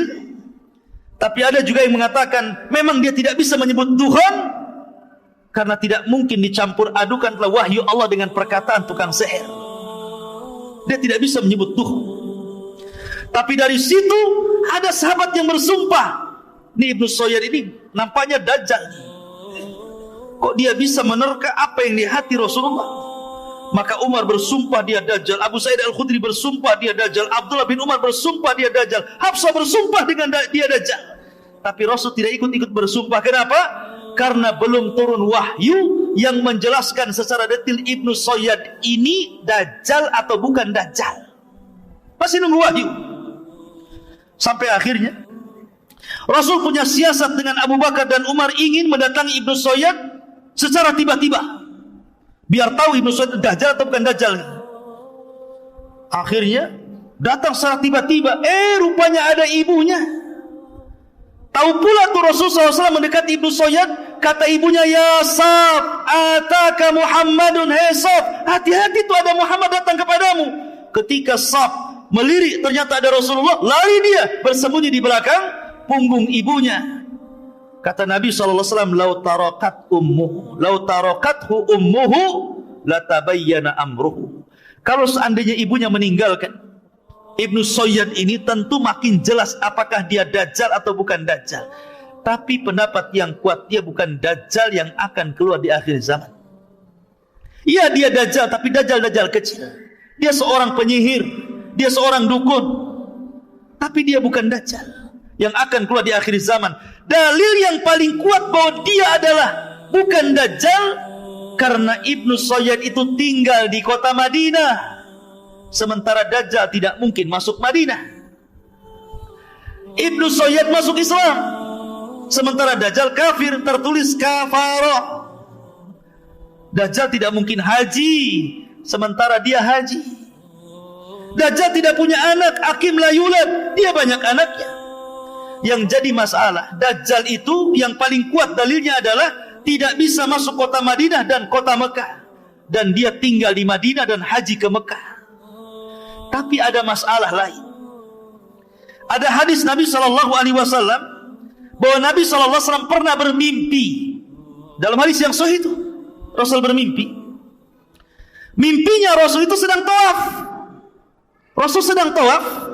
Rupanya di tengah-tengah tawaf dia melihat seorang laki-laki yang sedang memegang bahu sebelah kanan dan kiri, kemudian rambutnya basah, kemudian orangnya cakep, ganteng. Kemudian Rasul bertanya, siapa orang itu? Maka orang-orang menyebutnya dialah Al-Masih Ibnu Maryam. Tiba-tiba Nabi SAW melihat yang lain pula di belakangnya, sama sedang menggandeng orang, tangannya sedang, yang satunya ke orang sebelah sini, yang satunya orangnya ke sebelah sini. Orangnya keriting, matanya buta sebelah, kemudian kakinya bengkok, berjalan tidak lurus. Kata Rasulullah, siapa di belakang Ibnu Maryam itu? Maka kemudian orang-orang mengatakan dialah Dajjal. Bagaimana mungkin Rasul bermimpi Dajjal sedang ada di tengah-tengah Ka'bah, di Masjidil Haram? Bukankah dia tidak akan masuk Madinah, sementara mimpi para nabi itu hak, tidak mungkin dusta? Ini yang jadi iskal. Maka dijawab oleh para ulama tentang hadis ini, karena hadis ini sahih. Maka para ulama mengatakan dan menjawab tentang hadis ini bahwa tidak semua mimpi para nabi itu dibawa kepada hakikat dohirnya. Tidak semua mimpi para nabi dibawa kepada hakikat dohirnya. Buktinya ketika dia bermimpi, Umar bin bermimpi bahwa dia pakai pakaian beberapa lapis, kemudian sampai diseret bajunya. Kemudian dia nanya kepada Rasul tentang mimpi tersebut, maka Rasul menakwilkan itu soal agama. Kemudian Rasul SAW bermimpi bahwa dia mengeluarkan air dari tangannya. Kemudian para sahabat banyak yang minum. Kemudian sisa air itu oleh Rasul dibawa kepada Umar, kemudian minumlah wahai Umar. Maka hadis ini ditakwilkan bahwa Umar itu memiliki ilmu yang lebih dibandingkan orang lain. Pertama ditakwilkan agama, yang pertama ditakwilkan ilmu. Jadi terkadang mimpi itu tidak harus dibawa kepada hakikatnya, walaupun itu mimpi Nabi, karena akan bertentangan. Boleh jadi takwilnya maknanya bahwa Isa bin Maryam inilah yang kelak akan membunuh Dajjal. Karena sama-sama Al-Masih kan? Al-Masih Isa bin Maryam, Al-Masih Dajjal. Kalau Al-Masih ibni Maryam, Al-Masih itu memiliki makna fa'ilun. Kalau Al-Masih Dajjal memiliki makna Al-Maf'ulu. Itu perbedaannya. Kalau dalam bahasa Arab Al-Masih Isa, Al-Masih memiliki makna Al-Fa'il, dan Al-Masih Dajjal memiliki makna Al-Maf'ul. Apa maknanya? Kalau Al-Masih Isa bin Maryam diartikan memiliki makna fa'il, pelaku, karena Isa itu kalau ada orang buta diusapnya sembuh tuh. Setiap dia mengusap orang buta sembuh. Dia yang mengusap, atas izin Allah sembuh. Tetapi Dajjal itu Al-Masih memiliki makna Al-Maf'ul, yang dihapus, karena matanya dihapus oleh Allah Azza wa Jalla sehingga buta sebelah. Ada juga yang mengatakan Al-Masih di sini artinya karena Dajjal itu berkeliling dunia selama 40 hari. Tidak ada satupun bumi kecuali diinjaknya. Tapi pendapat yang kuat disebutkan Al-Masih Dajjal dan Al-Masih Isa bin Maryam. Kalau Masih Isa bin Maryam Al-Masih Al-Huda, dan Al-Masih Ad-Dajjal itu Al-Masihud Dhalalah. Ma'asyiral muslimin yang dimuliakan Allah Azza wa Jalla. Lalu bagaimana caranya kita, sebelum saya bercerita tentang masalah Isa bin Maryam, bagaimana cara membunuh Dajjal? Ada beberapa hal yang ingin saya sampaikan kepada antum terkait dengan bagaimana caranya kita ini terhindar dari fitnah Dajjal. Pertama, tadi saya sudah sebutkan, perbanyak menyebut Dajjal di mimbar-mimbar. Jangan bosan hadir di kajian tentang akhir zaman. Ya, kajian akhir zaman. Seperti bercerita tentang Dajjal. Tapi tentu sesuai dengan hadis dan Al-Quran dan pemahaman para ulama yang sahih, bukan dengan prediksi, karena ini perkara gaib ya. Ya. Sibukkan dengan, nggak apa-apa ngaji di akhir zaman. Banyak ustaz-ustaz kita yang lurus akidahnya menceritakan tentang akhir zaman. Pelajari tentang Dajjal, pelajari tentang turunnya Isa, pelajari tentang Ya'juj dan Ma'juj gitu. Karena selama masih ada yang menyebutkan Dajjal di mimbar-mimbar, maka Dajjal tidak mungkin keluar. Dan jangan bermimpi hidup ketika Dajjal muncul, ikhwan. Jangan. Jangan bermimpi. Jangan bercita-cita ingin hidup ketika Dajjal keluar. Biar saya hidup dengan Imam Mahdi, saya akan lawan Dajjal. Nanti ketemu Dajjal, kelepek-kelepek, jadi pengikutnya paling depan lagi. Yang kedua, perbanyak isti'adzah. Makanya Imam Ibnu Hazm rahimahullah ta'ala dalam kitabnya Al-Muhalla sampai mengatakan termasuk rukun daripada rukun-rukun salat membaca 4 perlindungan sebelum salam. Berlindung dari fitnah jahannam, berlindung dari fitnah kubur, berlindung dari fitnah buruknya kehidupan dan kematian, berlindung dari fitnah Dajjal. Kata Imam Ibnu Hazm, membaca 4 perlindungan ini rukun dari rukun-rukun salat. Kalau tidak dibaca tidak sah salatnya. Tapi ini pendapat dohiri, pendapat Ibnu Hazm, pendapat yang benar, tidak sampai rukun, hanya sunnah saja. Ya kan? Mustahab. Kalaupun tidak dibaca sah salatnya. Tapi menunjukkan bahwa sampai al-zahiri Yang dalam hal ini Al-Imam Ibnu Hazm sampai mengatakan saking pentingnya berlindung dengan Dajjal sampai berpendapat rukun dibaca sebelum salam. Kalau tidak sah sholatnya. Sampai seperti itu. Saking bahayanya Dajjal itu. Maka jangan pernah lewatkan. Walaupun pendapat yang benar tidak rukun. Kemudian yang ketiga, membaca permulaan 10 ayat surah Al-Kahfi atau membaca 10 ayat akhir surah Al-Kahfi. Kalau bisa dua-duanya, baca 10 awal, baca 10 akhir, lebih bagus lagi baca semua. Baca semua. Karena sering, tadi saya sudah katakan, kenapa surat ini sangat luar biasa untuk membentengi Anda untuk menghadapi fitnah Dajjal. Karena Dajjal membawa 4 fitnah. Fitnah agama, fitnah harta, fitnah kekuasaan, fitnah dengan ilmu. Dan dalam ayat surah Al-Kahfi ada cerita tentang 4 fitnah itu. Cerita Ashabul Kahfi, cerita Dzulqarnain, cerita Musa dengan Khadir, dan cerita tentang Ashabul Jannataini. Cerita Ashabul Kahfi fitnah agama, cerita Dzulqarnain fitnah kekuasaan, cerita Ashabul Jannataini cerita harta, fitnah harta, dan fitnah ilmu ketika cerita Musa dengan Khadir. Dan 4-empatnya ada pada Dajjal. Maka kalau hari Jumat baca surah Al-Kahfi. Kemudian perkuat iman dan ilmu. Sering hadir di majelis ilmu. Sering datang di kajian. Bukan hanya bab Dajjal saja. Kalau bab Dajjal muncul antum. Giliran bab yang lain malas. Kenapa malas? Bukan bab Dajjal katanya. Ya. Kok semangat? Iya, karena temanya bagus. Tema akhir zaman. Kalau tema awal waktu kayaknya enggak. Ini akhir zaman. Menarik katanya. Kalau enggak menarik enggak mau datang. Seolah-olah iman itu kalau bicara tentang akhir zaman itu baru naik kan gitu. Tidak. Iman itu dibentuk dari fondasi. Belajar dari akidah dari dasar dulu. Jangan main loncat. Ya kan? Dajjal ini kan bagian daripada satu di antara bab-bab akidah. Lihatlah Syarhus Sunnah karya Imam Barbahari, lihat Ushulus Sunnah karya Imam Ahmad, lihat Ushulus Sunnah lil Humaidi, Ushulus Sunnah miliknya Ibnu Zamanin, As-Sunnah di Al-Lalikai. Paling bab Dajjal itu bagian daripada satu fakrah dari akidah Ahlussunnah wal Jamaah.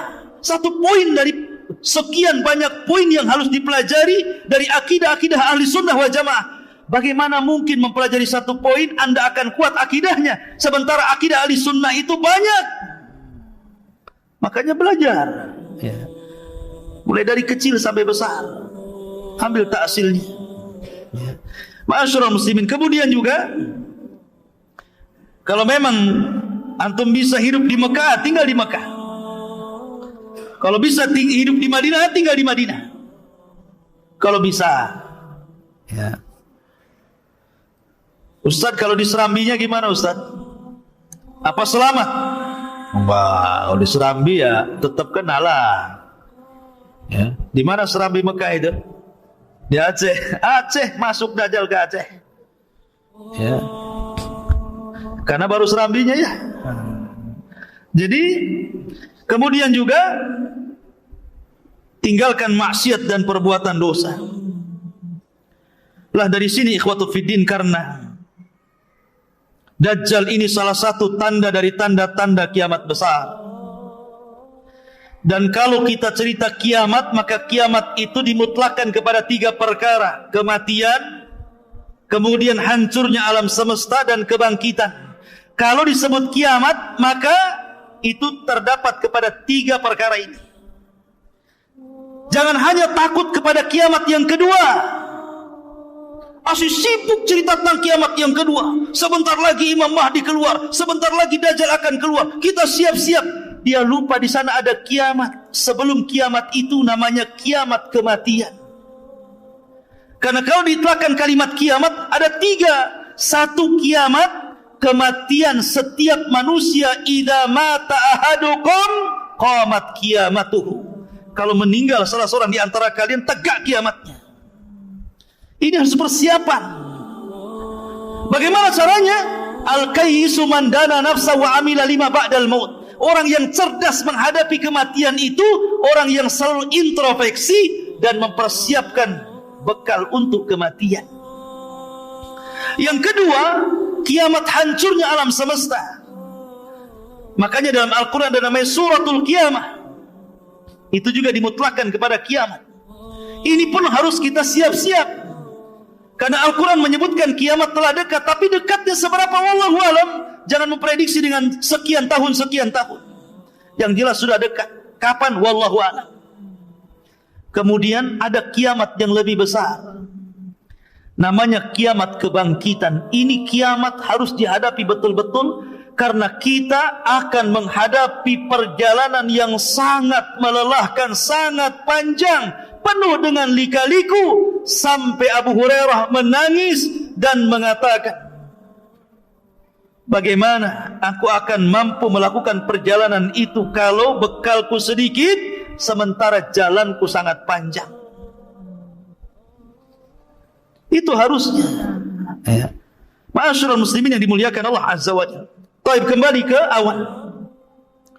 Bahwa setelah Dajjal merusak ke sana kemari dan pasukan Imam Mahdi tidak sanggup mencegah pasukan Dajjal, akhirnya Imam Mahdi pun terpaksa bersembunyi di Bukit Tur. Di Bukit Tur. Bersembunyi karena mereka tidak sanggup melawan Dajjal. Karena Dajjal tidak bisa dilawan. Makanya Umar bin Khattab ketika hendak membunuh Ibnu Sayyad yang disangka Dajjal, apa kata Rasulullah? Ketika Umar mengatakan, ya Rasul, da'ni adrib unuka, Rasul, biarkan ku penggal tu lehernya si Ibnu Sayyad itu, katanya. Kata Rasul, jangan. In yakunhu fala tastati biqatli. Kalau memang dia betul-betul Dajjal, kau tidak akan bisa membunuhnya. Fa illam yakunhu fala hajata biqatli. Kalau dia bukan Dajjal, ngapain kau bunuh, katanya Rasul. Artinya bahwa kalau memang itu Dajjal, kata Rasul, tidak ada yang bisa membunuh kecuali Nabi Isa. Makanya karena ini sudah disabdakan Rasul dan sudah hafal kaum muslimin, makanya mereka pun tidak lanjut untuk melawan Dajjal, walaupun sebelumnya sudah mengalami peperangan yang melelahkan, mengalami kemenangan yang luar biasa, menghadapi pasukan kuat, pasukan besar, pasukan yang mayoritas di akhir zaman. Karena kaum muslimin akan minoritas, yang mayoritas itu orang-orang Nasrani nanti. Ya. Tetapi ketika menghadapi Dajjal mereka tidak sanggup. Makanya sembunyi di Bukit Tur. Sampai kepala kerbau itu lebih baik dibandingkan dinar. Karena punya uang buat apa? Dapat harta ghanimah, harta rampasan perang, emas di mana-mana, tapi yang jual makanan enggak ada, buat apa? Makanya dikatakan kepala kerbau lebih baik dibandingkan dinar. Mereka terkepung di situ. Sampai akhirnya kalau mereka tetap bertahan di situ, mereka akan mati kelaparan. Maka mereka bertekad, sudahlah, daripada kita dalam kondisi seperti ini tersiksa, nyerang tidak, nyerah pun tidak, sudah, kita harus hidup senang atau mati syahid. Maka Imam Mahdi setuju. Pasukan disiapkan. Di malam itu mereka istirahat dengan total, dengan nyenyak. Kemudian datang sepertiga malam mereka bangun. Ketika datang di waktu subuh, mereka pun melantunkan azan. Tiba-tiba Isa bin Maryam turun. Isa bin Maryam turun. Turun ke mana? Turun ke bumi. Ada yang mengatakan, ikhwatu fiddin, kenapa Isa bin Maryam ini turun? Satu alasannya, Isa bin Maryam, hikmah turunnya Isa bin Maryam ke bumi itu, pertama untuk membantah orang Yahudi yang mengatakan bahwa mereka sudah membunuh Isa. Apa kata orang Yahudi? Wa qauluhum inna qatalnal masih ibn Maryam Rasulullah. Maka Allah katakan, wa ma qataluhu wa ma sallabuhu walakin syubbiha lahu, sampai kepada ayat wa ma qataluhu yaqina bal rafa'ahu Allahu ila sama. Orang Yahudi mengatakan kami sudah membunuh Isa bin Maryam, Rasulullah. Maka Allah mengatakan mereka tidak membunuhnya. Mereka tidak menyalib di tiang saliban. Bahkan Isa diserupakan sampai kepada ayat dan mereka tidak yakin membunuhnya. Bahkan Allah angkat Isa sampai ke langit. Ketika dia turun, dia hendak membantah keyakinan orang Yahudi bahwa dia belum dibunuh Yahudi. Enak saja main dibunuh. Saya enggak, masih hidup. Siapa yang membunuh saya? Enggak ada yang membunuh saya. Dengan turunnya Isa bin Maryam terbantahkan prasangka Yahudi. Yang kedua, turunnya Isa bin Maryam untuk menjelaskan kedustaan orang-orang Nasrani yang mengatakan dia anak Tuhan, yang mengatakan dia satu di antara tiga Tuhan, yang mengatakan dia adalah Tuhan itu sendiri. Nanti pada hari kiamat Allah akan memanggil Isa, ya Isa bin Maryam, a anta qulta linnasi ittakhiduni wa ummiya ilahaini min dunillah. Kata Allah, hai Isa, kau yang mengatakan kepada manusia, ambillah aku dan ibuku sesembahan selain daripada Allah. Kata Isa, subhanak, maha suci engkau ya Rabb, in kuntu qultu faqad alimta, kalau aku mengucapkannya kau sudah tahu. Makanya Isa turun untuk mendustakan prasangka orang-orang Nasrani yang selama ini menganggap Isa Tuhan. Maka dia datang sebagai Rasulullah, utusan Allah, tapi bukan untuk menyebarkan risalahnya. Dia punya tugas membunuh Dajjal, membunuh babi, mematahkan salib, kemudian menegakkan hukum keadilan. Dan dia ikut untuk mendakwahkan syiar Islam, mengajak orang Nasrani masuk ke dalam Islam. Itu tugasnya. Ya. Kemudian yang ketiga, bahwa turunnya Isa bin Maryam itu karena sudah dekat ajalnya. Dia harus turun ke bumi dan akan dikuburkan di bumi karena sudah dekat ajalnya, dia harus turun. Ada juga yang mengatakan itu hikmahnya.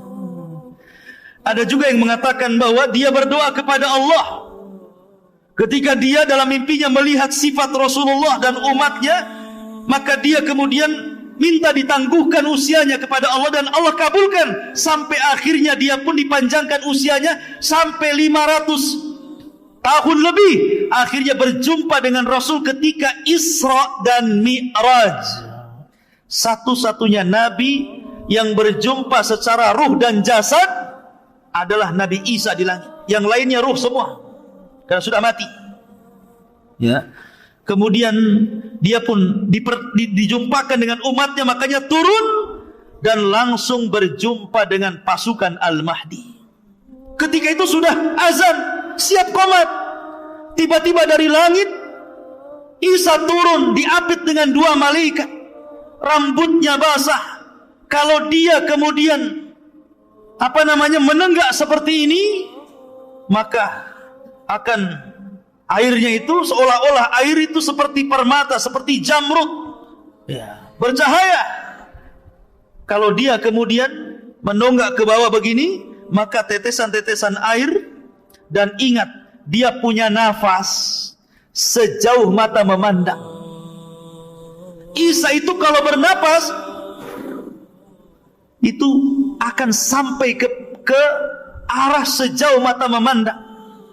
Kalau sekali tiup, ini anginnya melesat sampai sejauh mata memandang. Siapapun orang kafir yang menghirup nafasnya Isa pasti mati. Ya. Kalau antum, ya makan jengkol dulu lah ya. Ya. Ma'asyiral muslimin yang dimuliakan Allah Azza wa Jalla. Maka Isa pun tuh di mana? Di menara, di sebuah menara yang berwarna putih di Damaskus sana, sebelah timur Damaskus. Menaranya sudah ada. Sampai sekarang sudah ada menara itu, persis seperti yang diwahyukan Rasul sallallahu alaihi wasallam. Yang diwahyukan Allah kepada Rasul sallallahu alaihi wasallam, yang disampaikan kepada kita. Menara itu ada hari ini. Anda tengok aja di Google. Ya. Ma'asyiral muslimin, lah ketika Isa bin Maryam turun, kemudian langsung menemui kaum muslimin yang sedang solat, yang akan solat subuh. Isa bin Maryam mengatakan kepada Imam Mahdi mengatakan kepada Isa, karena langsung kenal. Kenapa Imam Mahdi langsung kenal dia Isa? Karena sudah mendengar hadis-hadis tentang siapa Isa bin Maryam dan ciri-cirinya. Makanya dia mengatakan, taqaddam ya Ruhallah, silakan maju, kau jadi imam. Tapi Isa mengatakan tidak, likulli qaumin umara, setiap kaum itu ada pemimpinnya, kau saja yang jadi imam. Kenapa alasannya Isa menolak? Isa malah kemudian menjadi makmum dan Imam Mahdi menjadi imam. Bukan berarti Imam Mahdi lebih mulia dibandingkan Isa. Tidak, Isa jauh lebih mulia dibandingkan Imam Mahdi. Dia seorang Rasul, dia seorang Nabi. Dia Nabi yang paling masyhur dari Nabi-Nabi yang akhir dari Nabi-Nabi Bani Israel. Ya. Tapi kenapa dia kemudian tidak mau jadi imam dan jadi makmum? Pertama, karena tidak diturunkan Al-Quran kepada Isa. Isa itu diturunkan Injil. Tidak mungkin imam pakai Injil, pakai Quran lah. Ya kan? Ya. Yang kedua, Isa bin Maryam, kenapa dia tidak mau menjadi imam? Karena tadi takrimatallah ala hadhil ummah, untuk memuliakan umat ini. Biar dia di belakang dan Imam Mahdi jadi imam. Setelah kemudian sholat subuh, sebuah pasukan berbaris. Ketika pasukan berbaris itulah maka Isa bin Maryam mengusap seluruh wajah-wajah tentara-tentara Al-Mahdi yang khulas, yang terakhir. Sisa itulah tentara-tentara yang ada, yang lainnya gugur. Demi Allah ikhwan, tidak ada manusia yang paling bahagia ketika itu kecuali orang-orang yang diusap wajahnya oleh Isa bin Maryam. Kenapa? Karena Isa menyebutkan derajat dan tingkatan mereka di sorga. Isa tidak mengatakan kau akan masuk sorga, tapi Isa menyebutkan tingkatannya di sorga. Kamu tingkatan sekian, sekian, sekian. Dan Allah siapkan khusus untuk para mujahidin fisabilillah 100 tingkatan di sorga. Dan jumlah tingkatan di sorga, kata Syekhul Islam Ibnu Taimiyah, sebanyak dan sejumlah ayat dalam Al-Quran 6.400 kurang lebih sekian tingkatan. Dan para mujahidin dikhususkan 100 tingkatan. Maka Isa menyebutkan tingkatan-tingkatan kalian di sorga. Maka berbahagialah orang-orang yang diusap Isa bin Maryam. Ketika itu Isa naik ke mimbar kemudian berceramah. Aku berikan kalian 3 pilihan. 1, kalian tidak perlu berperang. Kalian tunggu saja di sini. Saya akan berdoa kepada Allah Subhanahu wa taala agar Allah membangkitkan pasukan yang bukan kalian. Biar pasukan itulah yang akan menghancurkan Dajjal dan bala tentaranya. 2, kalian tidak perlu berperang. Biar aku berdoa kepada Allah agar Allah mengirimkan bencana yang sangat dahsyat, sehingga dengan bencana itu meluluhlantakkan Dajjal dan membunuh Dajjal dan para pengikutnya. 3, atau pilihan yang ketiga, kita perang. Saya pimpin kalian. Saya pimpin kalian dan saya jamin menang. Dan saya akan berdoa kepada Allah agar tangan-tangan pasukan Dajjal tidak sanggup mengayunkan pedangnya sehingga tidak bisa menebas kepala kalian, dan kalian tinggal tebas kepala mereka. Kira-kira yang mana yang enak? Yang nomor 3, tinggal tebas. Pilih yang nomor 3, jihad, perang. Akhirnya setelah itu Imam Mahdi, kemudian Nabi Isa bin Maryam, kemudian kaum muslimin, mereka pun kemudian mulai melakukan penyerangan. Ketika Dajjal tahu bahwa Isa itu sudah turun, maka dia langsung lekas bersembunyi kembali ke Palestina. Tetapi memang usianya sudah dibatasi, hanya 40 hari. Begitulah sabda Nabi SAW. Maka akhirnya kemudian dia pun dikejar Isa bin Maryam, ke timur, ke barat, ke selatan, ke utara, sampai akhirnya tidak ada lagi tempat kecuali di Babil Lud. Dia bersembunyi di Babil Lud. Maka Isa bin Maryam memegang tonggatnya, memegang tombaknya, Kemudian Dajjal melihat Isa seperti garam yang meleleh tersiram air, ketakutan. Maka kemudian Isa pun menghujam dengan tombaknya, kemudian keluar darah untuk membuktikan dia bukan Tuhan. Akhirnya dia mati di atas tombaknya Isa bin Maryam dengan jeritan yang membuat orang-orang Yahudi dan pasukan Dajjal ketakutan. Dan situlah kaum muslimin akhirnya berhasil menyerang orang-orang Yahudi, tentara-tentara Dajjal. Akhirnya mereka tunggang langgang lari. Ada yang sembunyi di batu, ada yang sembunyi di pohon, ada yang sembunyi di gua. Tapi Allah buat bicara seluruh makhluk yang ada di permukaan bumi. Sembunyi di batu, batu ngomong, "Hei muslim, di belakang no kafir, cepat bunuh sebelum lari." Tiba-tiba yang sembunyi di balik pohon kata pohon, "Hei muslim, ta'al, ini lo di atas, tengok tuh orang kafir di atas tuh, panas saja." Pokoknya sembunyi di mana saja, semua bisa bicara, kecuali satu pohon, kata Rasulullah. Pohon itu bisu, tidak mau bicara, malah ikut melindungi orang Yahudi. Namanya pohon Gorkot, yang konon katanya orang Israel sudah menanam pohon Gorkot ini dan sudah tinggi. Sayangnya tahun berapa saya lupa, pernah kebakaran tuh hutannya, karena dikirim layang-layang oleh orang Palestina yang taruh taruh api. Jadi tidak pakai bom, ngirim layang-layang, kasih api, layangnya terbang masuk hutan, kebakaran sampai ke Kalimantan. Nggak ada kaitan Israel sana Kalimantan sini. Ya, ma'asyiral muslimin yang dimuliakan Allah Azza wa Jalla. Artinya bahwa hal ini sudah diberitahu oleh Rasulullah.